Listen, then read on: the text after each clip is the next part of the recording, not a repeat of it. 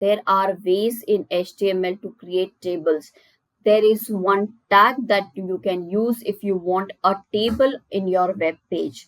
That is table tag, along with the heading, rows, and other properties. So let's get started and check in VS Code how we can create a table. So let's create a table. Very simple and straightforward code. Take the starter template, and then inside here, one table we are going to create. So take the table tag.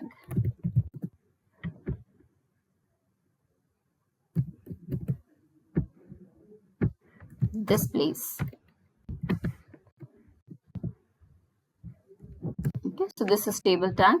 Inside table, how many rows do you want? And the rows come with tr. So there will be row number 1. Okay. Similarly, one more row. So first, always the decision should be how many rows do you want. This is 3 total rows.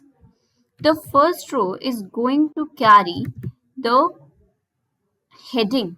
So for heading we have th tag for heading. Okay, the first heading is, and it's always better to keep it like this so that it's very well visible to you all, like this one. Okay, here roll number, first heading. Then do you want more headings inside here? Yes. Then take how many columns. So actually the number of heading as you are taking, this is you are deciding on number of columns. So first is roll number column, second is the name column, and third one is the marks column. So there are these all headings. Okay, marks column. Done. Now next task is inside here tr, the second we have the td. So first td means the data. So first roll number 1, then the other second data that you want to store, that is the name. For example, Ravi you want to store.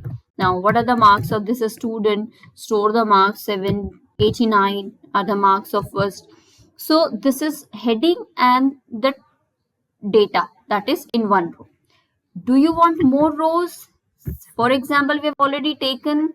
So here what we'll be doing is again taking all these 3 and simply going to paste here and change the data.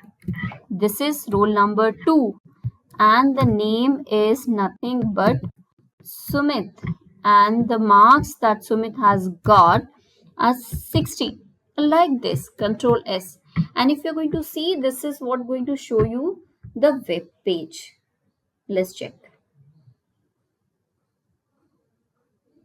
See here we have the table, but there are no boundaries. So if you want a border also, that is what you can do.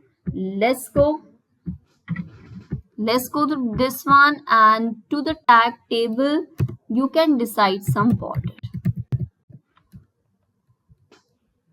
Okay, like this.